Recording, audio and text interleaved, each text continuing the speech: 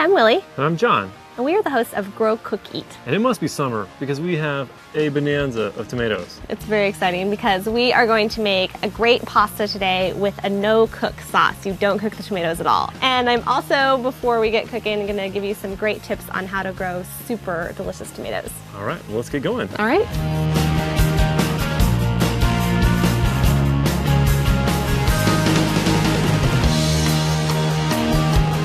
Earlier in the summer, we planted paste tomatoes and cherry tomatoes, and the cherry tomatoes are ready to harvest, which I'm really excited about. They're great because you can just pop them in your mouth when you're out in the garden, you can put them in salads, or use them in a pasta dish, which is what we're gonna do tonight.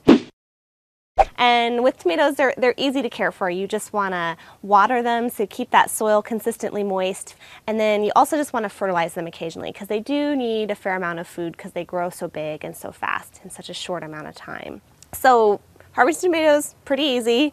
You want to wait until they get the color that they're supposed to be. So these are red cherry tomatoes. So I'm gonna have to pick a lot because we're gonna need about 5 or 6 cups of cherry tomatoes for our pasta dish tonight. So I'm gonna go ahead and get going on picking these, which is the most time-consuming part of the recipe. Otherwise, it's very easy.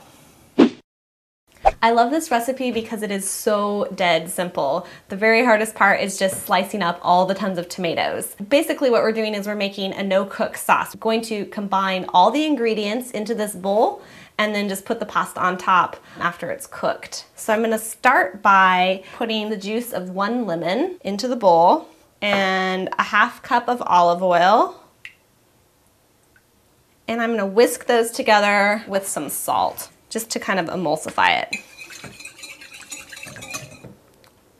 Then I'm gonna add in the zest of 1 lemon. Give it a stir. And then the herbs. So this is 2 tablespoons of chopped dill and a ¼ cup of chopped parsley. Stick those in, give them a little swirl. And then I'm gonna dump in the tomatoes. You really can't put too many tomatoes in. That's probably about 3 or 4 cups. I've put in as much as 5 or 6 cups. If you have more tomatoes, you can just add in more pasta or have a more tomato-centric dish. And then I'm just gonna put the cheese on top. About a cup of crumbled fresh sheep's milk feta. And then I'm gonna give a good grind of pepper over the top and another little sprinkle of salt. Not too much because feta's pretty salty. And then we're just gonna let this sit here and the flavors meld together. On the stove, I've got some pasta boiling away, and as soon as it's ready, I'm gonna drain the pasta and then we'll put it on top of the tomatoes. All right, the pasta is all ready to drain, so I'm just gonna pour it into the strainer here. And then while it's still steaming hot, I wanna pick it up and pour it over the tomatoes.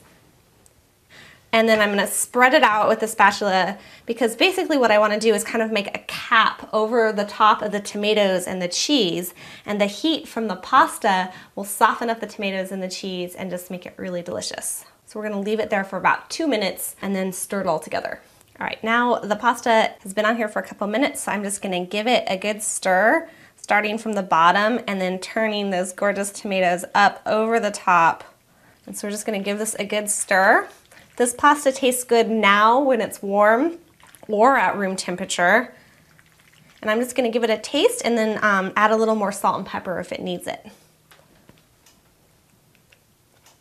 I think it's good on the salt, but needs a little more pepper over the top. Okay. Ready to eat.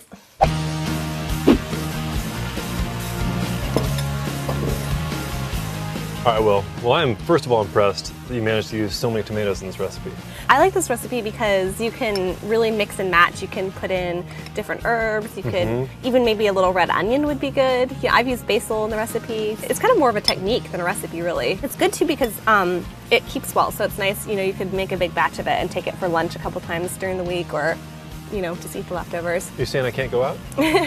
No, not if we have this in the fridge. Well, it is a rare meal that is that big, but so satisfying yet light.